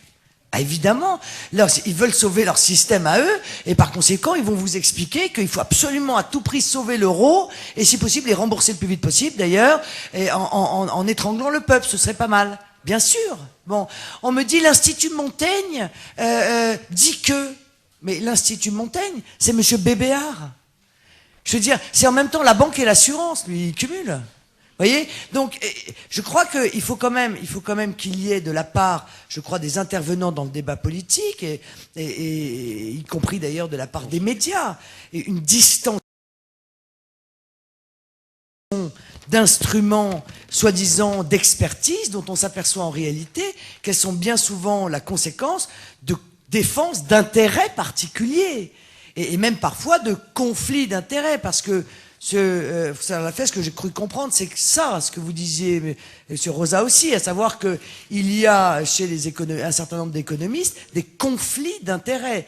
Leur parole n'est pas totalement libre et leur analyse n'est pas totalement libre parce qu'ils ont des liens économiques d'intérêt avec des institutions financières ou des institutions bancaires qui, évidemment, défendent leurs intérêts propres, et leurs intérêts propres passe aujourd'hui, peut-être ce sera différent demain d'ailleurs, mais passe aujourd'hui par la défense de l'euro, entre guillemets, à tout prix, d'autant plus que ce n'est pas eux qui payent le prix, ce sont les peuples par l'intermédiaire des États. Voilà. Et je voulais simplement attirer votre attention sur un problème. Il ne s'agit pas de mettre tous les pays de l'Europe sur le même niveau. Il faut savoir, par exemple, que la France détient quand même la 4e réserve hors du monde, que l'Allemagne détient donc la 2e réserve hors du monde, et que par exemple, l'Italie détient la 3e, etc. Par contre, un pays comme l'Irlande n'a que 5 tonnes d'or par rapport à l'Allemagne qui a 3407 tonnes d'or. On ne peut pas comparer tout ça. Ou la France qui détient actuellement, indépendamment du fait qu'une partie a été vendue depuis septembre 2004, n'est-ce pas, jusqu'à septembre 2009, oui, plus de 600 tonnes. Mais en tout cas, la France détient encore 2435 tonnes d'or. On ne peut pas mettre tout ça au même niveau. Car il faut savoir une chose, que si l'euro s'effondre, c'est l'effondrement du dollar. Et si le dollar s'effondre, c'est le retour de l'étalon or. Donc il faut penser dans ce sens-là, dans cette logique-là. Pour moi, c'est ça le processus de la logique de l'être social, donc de tous les processus de la monnaie. Ce qui veut dire une chose, que si l'euro s'effondre, c'est la fin de la dette. Après, il va falloir restructurer les nations. Mais ça, c'est toute une autre histoire, qui est beaucoup plus compliquée que l'histoire du système monétaire international. Parce que les automatismes du marché vont nous amener directement à l'étalon or. Pourquoi? Mais à l'étalon or, non pas comme il existait au XIXe siècle, mais à l'étalon or international, parce que l'étalon or ne peut pas à la fois garantir les échanges sur le marché international et garantir les monnaies nationales. C'est ça qu'il faut se rendre compte. Donc nous allons vers une époque totalement différente. Lorsqu'on parle de retour à l'étalon or, il s'agit de les comprendre d'une manière totalement différente. En tout cas, revenir à l'étalon or veut dire sortir du privilège exorbitant. Or, les États-Unis tirent actuellement un bénéfice, et comme minimum, comme le dit Eichengreen de l'Université de Berkeley, et il dit que le bénéfice des États-Unis actuellement est de l'ordre de 1000 milliards de dollars par an. Pour moi, c'est quelque chose de 1500 milliards. Mais en plus, comme l'a signalé Ron Paul, les États-Unis ont non seulement le droit de mettre la monnaie internationale et de pouvoir acheter les biens du monde avec du simple papier, mais en plus de pouvoir déterminer les droits, l'économie et la politique internationale. Voilà les grands problèmes. Permettez-moi, je crois que c'est bon, c'est vrai que c'est un autre débat, mais est-ce que l'un de vous a le début d'une explication sur la vente, tout de même très exceptionnelle, de 600 tonnes d'or par Nicolas Sarkozy, puisque c'est lui qui était ministre en 2004 parce qu'un certain nombre d'analystes ont suggéré l'idée que Nicolas Sarkozy aurait effectué cette vente pour venir en soutien du dollar. Y a-t-il une autre explication que celle-là? Parce que celle-là paraît tellement grave qu'on essaie toujours de trouver une explication autre que celle-là. Pourquoi à ce moment-là? Pourquoi 600 tonnes? Pourquoi se départir d'un nombre aussi important d'or, alors même que celui-ci a, depuis cette date, été multiplié, je crois, sa valeur a été multipliée par 3 ou par 4. En quelques mots, hein, parce que c'est vrai que c'est pas le débat, mais puisque je vous ai sous la main, j'en profite. C'est-à-dire que sont les accords de Washington de septembre 2004 par lesquels il a fallu donc vendre de l'or pour éviter l'effondrement du dollar. Par exemple, dans le cas de la France a vendu beaucoup, mais l'Angleterre en a vendu beaucoup plus, puisque l'Angleterre est passée exactement de 1210 tonnes à 310 tonnes. Donc c'est autre chose, vous comprenez? C'est-à-dire que tous les pays, y compris par exemple l'Espagne a vendu quelque chose, un peu plus de 50% de ses réserves. L'Espagne détient actuellement 248 tonnes d'or. Elle a vendu donc un peu plus de la moitié. Ça vous donne une idée. Mais tout ça, c'est les États-Unis qui ont toujours poussé les autres à vendre, mais n'ont jamais voulu vendre. Ou en tout état de cause, ils s'évitent de vendre.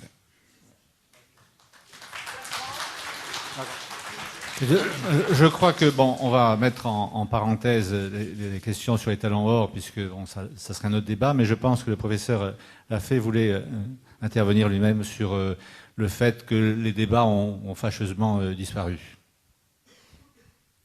Oui, je voulais simplement essayer de sauver l'honneur des économistes par le fait que d'abord, les trois ici présents, et puis rappeler qu'on avait, avec une douzaine d'économistes connus, on avait sorti le 24 décembre un papier pour le démontage concerté de l'euro. Donc ça veut dire que si les économistes qu'on voit sur l'écran de télévision défendent la France unique, il y en a quand même un certain nombre qui ne sont pas d'accord. Et des économistes, d'ailleurs, de toutes opinions politiques, en l'occurrence. Question qui s'adresse au professeur Rosa. La dévaluation de l'euro semble constituer une solution, mais est-ce que l'Allemagne est susceptible de l'accepter? Alors, dans la structure actuelle, la dépréciation, il ne s'agit pas d'une dévaluation, n'est-ce pas? Dévaluation, c'est dans un régime de change fixe où le gouvernement décide d'adopter une nouvelle parité qu'il essaiera de défendre sur les marchés. Mais dans un système de change flexible, c'est une dépréciation. Donc elle dépend de la Banque centrale européenne et de la politique monétaire de la Banque centrale européenne. Or, les statuts de la Banque centrale européenne ont bien précisé que l'euro devait être géré en réalité à la façon dont l'était le Deutschmark précédemment. C'est-à-dire que ça correspond à la conception allemande d'une bonne politique monétaire. Donc il est clair qu'on voit actuellement de temps en temps le taux de change de l'euro par rapport au dollar baisse un peu, ça donne de l'espoir, et puis il remonte. C'est que la Banque centrale européenne, je crois, n'a pas mandat pour laisser se déprécier substantiellement l'euro, et c'est bien dommage. Oui, je voulais dire que si on lit attentivement le traité de Maastricht, c'est assez instructif, en ce qui concerne le taux de change, qui est un élément absolument central, comme vient de le dire Jean-Jacques Rosa, eh bien, la Banque centrale n'a pas de mandat explicite, et théoriquement, c'est le Conseil européen, c'est-à-dire le Conseil des chefs d'État et de gouvernement, qui définit la politique de change.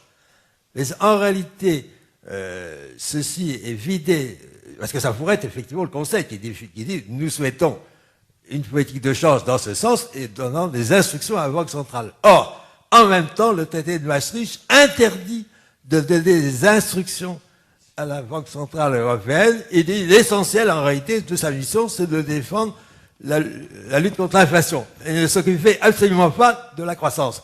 Donc, il y a une contradiction déjà inhérente au traité de Maastricht qui donne au Conseil européen le rôle en matière de politique de change, mais qui en réalité, cette instruction est impossible à mettre en œuvre puisqu'il interdit de donner des instructions à la BCE dans ce sens. Permettez-moi simplement de dire une chose, pour revenir dans la logique que j'essaie d'expliquer. Normalement, donc, du point de vue des statuts, la Banque centrale européenne n'a pas le droit d'émettre de la monnaie. Elle n'a pas une lettre. C'est ça le problème. Si on veut que l'euro se déprécie d'une manière simple dans les conditions actuelles, il faudrait bien évidemment que la Banque centrale européenne se mette à émettre de la monnaie. Mais ça, les Allemands ne veulent pas. Ils acceptent que la Banque centrale européenne, avec ses propres capitaux, achète des bons du Trésor espagnols, donc grecs, etc., sur les marchés européens, sur le marché international, mais elle ne veut pas à aucun moment que la Banque centrale se mette à émettre de la monnaie. Et c'est la seule solution pour pouvoir éviter l'asphyxie de ces pays, donc comme le cas de la Grèce, le Portugal, etc. C'est tout à fait évident. Il faudrait que dans une sorte de situation d'état de nécessité, la nécessité fait loi, comme on dit, la Banque centrale se mette à émettre de la monnaie pour déprécier l'euro et en même temps pour acheter massivement des bons du Trésor des pays asphyxiés. Le temps que tous ces pays se mettent d'accord pour faire voter l'inverse de ce qu'ils nous ont imposé, il faut bien le dire, dans d'autres circonstances, Ce qui prouve quand même que c'est pas facile de confier effectivement le soin à ceux qui ont une responsabilité dans le modèle de pouvoir nous en sortir. Je pense que l'euro se sera effondré à peu près 12 fois d'ici là, non, a priori, hein, en termes de délai. C'est ce dont il parle quand il parle du délai politique, de la différence entre le délai politique et le délai économique. Il n'y a qu'un malheur, c'est que si vous voulez, il y a quand même une seule personne à qui on ne demande jamais son avis, c'est le peuple, quoi. Le peuple, lui, n'a pas son mot à dire.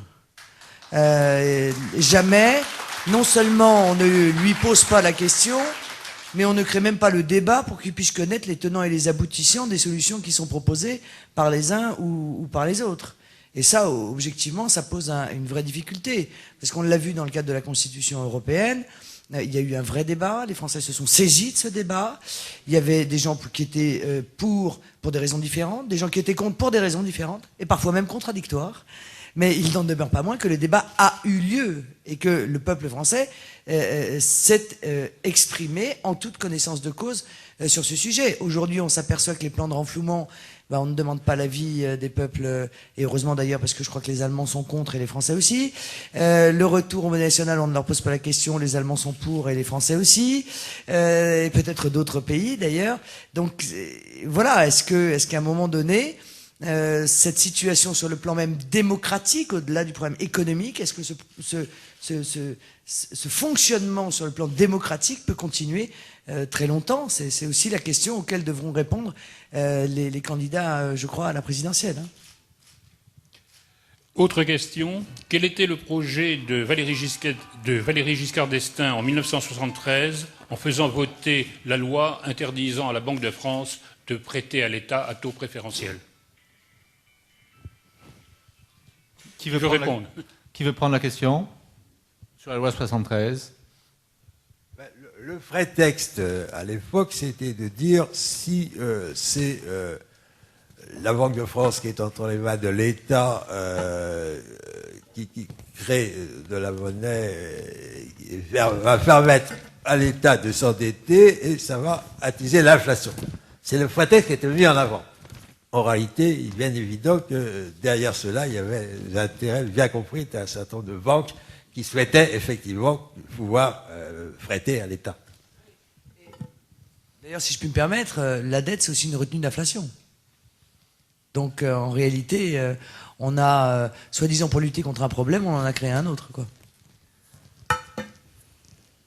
En fait, sur cette histoire de loi 73, on a longtemps cherché à savoir quelles étaient les vraies raisons. Alors, au niveau, de façon objective, on s'est dit, est-ce que finalement les banques privées sont plus sérieuses que la Banque de France pour savoir si l'État doit ou non emprunter?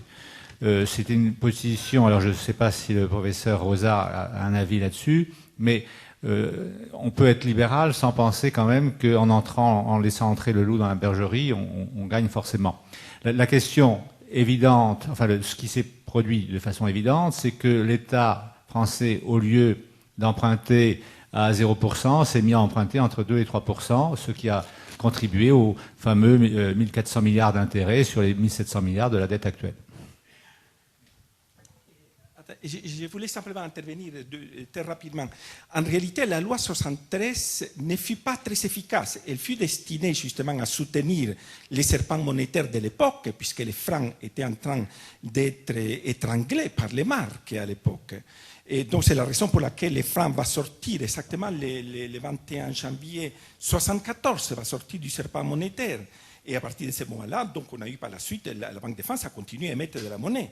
Elle a cessé d'émettre de la monnaie à partir de 1995 en réalité, parce qu'il a fallu aller, bien évidemment, vers la stabilité monétaire et vers la convergence monétaire qui s'est produite avant 1999, avant le 1er janvier 1999. C'est aussi simple que ça. Mais de toute façon, cette loi ne fut pas efficace. Cela dit, elle était produite dans le sens d'une sorte de renforcement du franc.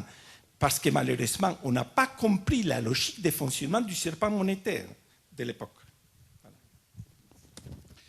Voilà. N'y a-t-il pas des risques à s'engager dans une guerre de dévaluation compétitive, que ce soit avec l'euro ou que ce soit avec le retour aux monnaies nationales? je vous passerai la parole, mais moi, on est toujours en train de nous dire ça en toutes circonstances. Est-ce qu'il est vraiment utile, en gros, de s'armer comme les autres s'arment? Oui, s'il y a une guerre, c'est quand même mieux d'arriver en étant armé que d'arriver à poil, quoi. Faut quand même dire les choses. Non mais je veux dire, que ce soit en matière de droit de douane, de réarmement face à la mondialisation, ou que ce soit avec la possibilité, effectivement, de mener cette compétition monétaire.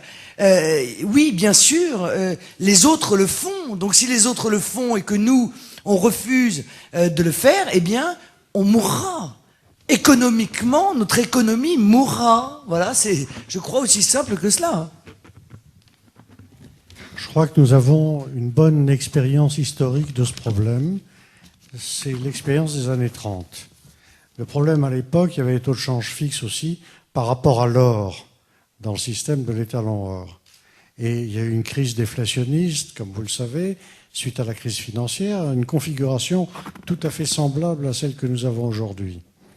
Les pays qui ont le mieux tiré leur épingle du jeu en termes de croissance sont les pays qui sont sortis les premiers de l'étalon or, la Grande-Bretagne. Ceux qui ont le moins bien tiré leur épingle du jeu, qui ont subi les pertes économiques les plus graves, sont ceux qui sont sortis les derniers, la France, la Suisse. Donc cela nous dit qu'on condamne ces dévaluations compétitives. C'est une façon dérogatoire de qualifier ce qui est en réalité un tâtonnement vers la recherche de taux de change d'équilibre. C'est tout notre problème aujourd'hui. Donc il faut retrouver les prix du change qui soient des prix d'équilibre. Ça permet de relancer la croissance et il ne faut pas perdre de vue que non seulement ça relance la croissance dans les pays qui ont pratiqué cette dépréciation, mais chez les autres aussi. Parce qu'à travers les échanges internationaux, si vos voisins sont en expansion, vos exportations en bénéficient et votre économie en bénéficie également.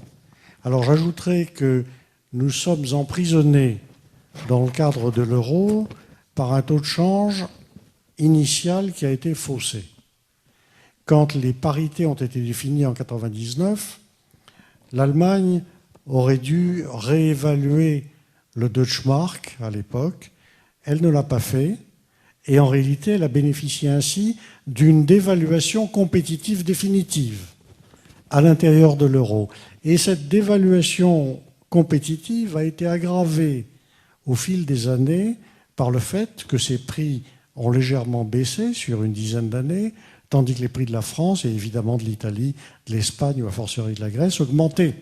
C'est-à-dire que notre handicap de change n'a cessé de s'aggraver. Donc qu'on ne nous parle pas de guerre de change ou de guerre de dévaluation, alors qu'il s'agit d'essayer de retrouver un minimum d'équilibre à la bonne parité. Une question qui s'adresse au professeur Palma. On utilise souvent en histoire économique l'exemple du Zollverein comme illustrant une hypothétique réussite d'un couplage libéralisme intérieur, protectionnisme extérieur. L'analyse est claire pour les européistes. Vous avez évoqué l'échec des unions économiques. Qu'en pensez-vous? C'est-à-dire que le Zollverein n'est pas vraiment un exemple pour réfléchir à ce problème-là. Il faut simplement être conscient d'une chose, c'est qu'à l'époque classique, c'est-à-dire avant l'apparition du néolibéralisme qui apparaît avec la domination du dollar, etc., et en réalité, les pays les plus puissants, comme l'Angleterre, qui était la puissance par excellence, fonctionnaient en libre-échange. Tandis que les pays pauvres, les pays fragiles, comme les pays de l'Amérique latine à l'époque, fonctionnaient en protectionnisme. Tandis qu'avec l'apparition donc, du néolibéralisme, donc de la domination du dollar, qui commence exactement le 5 avril 1933, au moment où Roosevelt donc, interdit l'utilisation de l'or aux États-Unis, et à partir de ce moment-là, nous allons connaître une inversion des choses. Les pays développés fonctionnent en protectionnisme, tandis que les pays sous-développés fonctionnent en libre-échange. C'est ça le problème. Donc le problème du libre-échange, il n'y a jamais eu libre-échange par lui-même, même à l'époque classique, parce qu'on ne peut pas sortir de la loi du contraire. Il n'y a pas de positif sans négatif. Il n'y a pas de libre-échange sans protectionnisme. Simplement que celui qui doit se protéger, c'est le plus faible et pas le plus fort. Autre question? La sortie de l'euro pourrait-elle poser problème aux autres pays européens et par conséquent freiner de manière importante les importations et exportations avec ceux-ci? Quelles conséquences pourrait-il avoir sur l'économie française?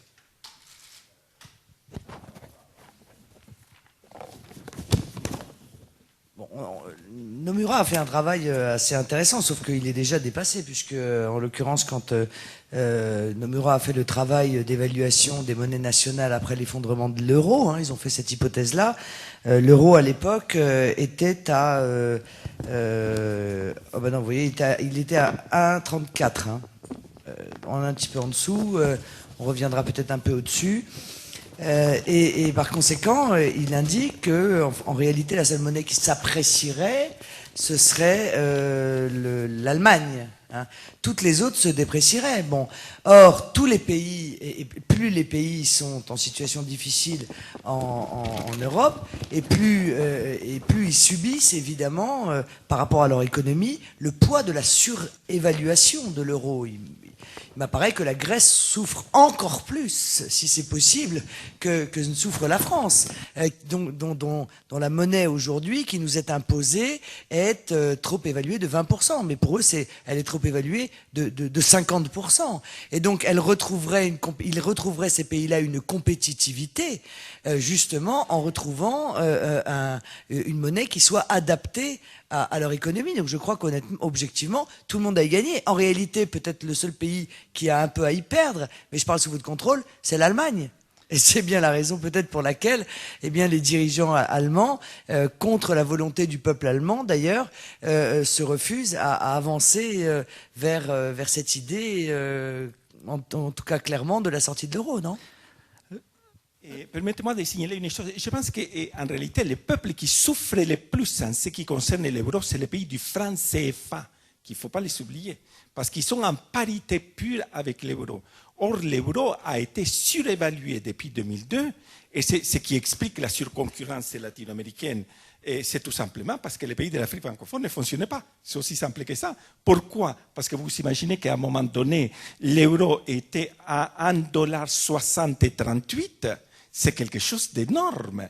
Non, c'est le moment, si vous le regardez bien, 2008, c'est le moment, 2007 et 2008, c'est le moment où les pays de l'Amérique latine vont exporter incroyablement, tandis que les pays de l'Afrique francophone n'arrivaient pas à vendre à cause de ces problèmes de l'euro.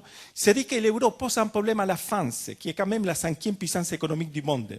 Vous vous imaginez ce que ça pose aux pays de l'Afrique francophone. Et je pense qu'il ne faut pas les oublier.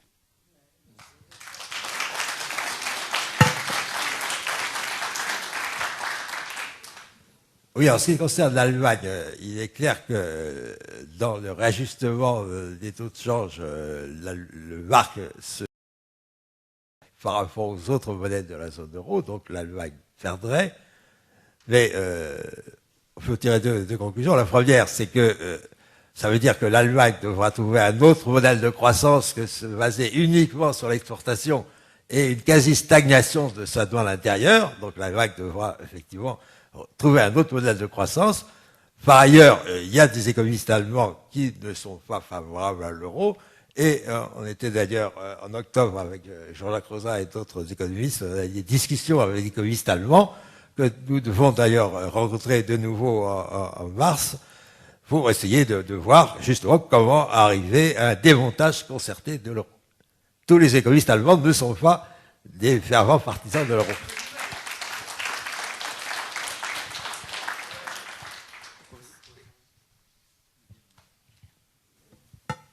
Simplement, la position des économistes allemands, c'est qu'ils ne veulent pas payer.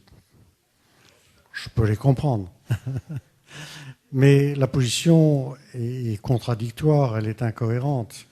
Car si l'on veut maintenir l'euro, il faut un État central à l'américaine, avec les impôts correspondants et des transferts des pays en expansion vers les pays en récession. Donc ça veut dire plus d'impôts. Et si on n'est pas capable de faire ça, eh bien le système implosera. Donc la position de nos collègues allemands est, à mon sens, un petit peu ambiguë. Il reste un peu de chemin à faire. Et permettez-moi de signaler une chose. Il me semble que si nous allons vers un effondrement de l'euro, il ne va pas y avoir par la suite des problèmes de concurrence monétaire. Car normalement, selon ma façon de voir, qui est celle de la théorie quantitative, et nous allons donc, c'est le retour à l'état long or. C'est l'effondrement de l'euro implique l'effondrement du dollar, et donc c'est le retour à l'état long or. Par contre, dites-vous une chose, l'Allemagne va continuer à être extrêmement concurrentielle, puisque sa capacité concurrentielle dépend de son hinterland, dont on oublie. L'Allemagne a donc les pays de l'Est où elle fait de la sous-traitance et actuellement pour ce qui est l'industrie de la voiture, plus de 80% des parts des voitures allemandes sont produites dans les pays de l'Est où les coûts de production sont totalement dérisoires par rapport aux coûts de production français ou allemands. Merci. Je ne voudrais cependant pas être embarqué dans le train des partisans de l'État l'horreur. Donc, je ne crois aucunement que la sortie de l'euro ou la dissolution de l'euro nous rapproche d'un système d'étalon-heure.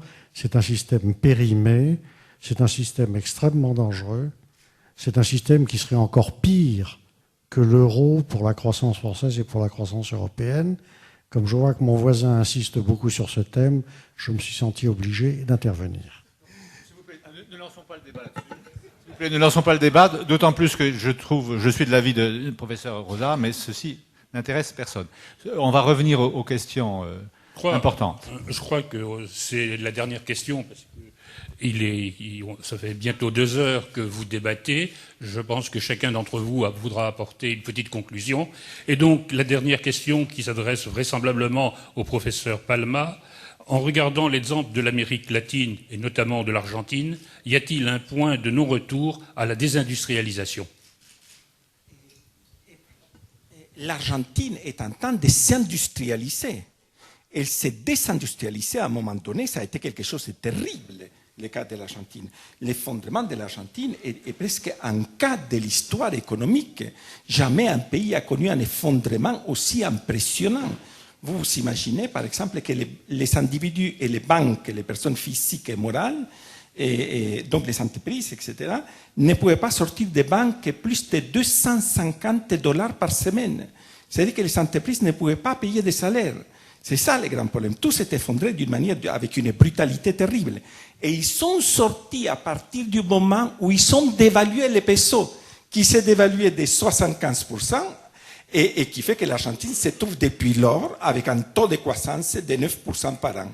Et donc l'Argentine est en train de se réindustrialiser. C'est pour ça que l'Argentine fait partie des pays émergents. Mais à un moment donné, les industries en Argentine avaient disparu, de la même façon que la production agricole s'était réduite d'une brutalité absolument impressionnante. Écoutez, je vais vous laisser le soin chacun de conclure si vous le trouvez nécessaire. Moi, je vous réitère bien entendu mes remerciements pour nous avoir apporté vos lumières, pour permettre également de montrer qu'il y a un véritable débat qui pourrait exister dans des conditions en même temps sereines et intelligentes et utiles et qui aujourd'hui, hélas, n'a pas encore lieu. Alors évidemment, ça a fait quelques tribunes, une fois de temps en temps, mais une fois par an, une tribune dans un journal, ça suffit peut-être pas pour créer véritablement un débat tel que c'est nécessaire. Moi, je vous réitère ce que je disais aux économistes présents à table tout à l'heure, c'est que je suis frappé de voir que la classe politique française, et peut-être même que la classe médiatique française, n'a pas conscience du cataclysme qui est en train de se préparer. C'est-à-dire qu'on a vraiment le sentiment que c'est la politique de l'autruche, on n'en parle pas, ça n'existe pas. Il y a une aggravation de la situation qui est régulière et qui ne laisse absolument aucun questionnement sur l'issue de cette aggravation. Que la campagne présidentielle se déroule, avec des sujets régulièrement secondaires. Et que sur ce sujet essentiel, eh bien, on ait le sentiment qu'on en est encore à discuter de combien on met de pourcents, 2%, 3%, de ton côté, moi 12%, moi 5%, sans prendre la mesure lucide du danger, du chaos qui pourrait être celui de l'effondrement de la zone euro, sans aucune préparation préalable, dans le cadre d'une gestion totalement improvisée de ces problématiques économiques et financières, ça me paraît être une des inquiétudes réelles qui devrait étreindre les Français, qui sont souvent inquiets pour beaucoup d'autres choses, mais qui ne voient pas, en quelque sorte, l'énorme inquiétude qui devrait naître de l'absence de prise en considération de la véritable situation économique et de son déroulement systémique dans les mois et peut-être même juste les semaines qui vont venir.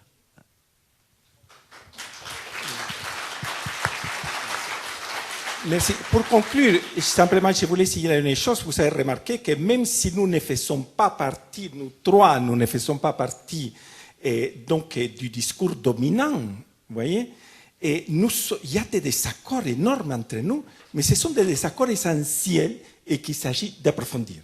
Merci beaucoup.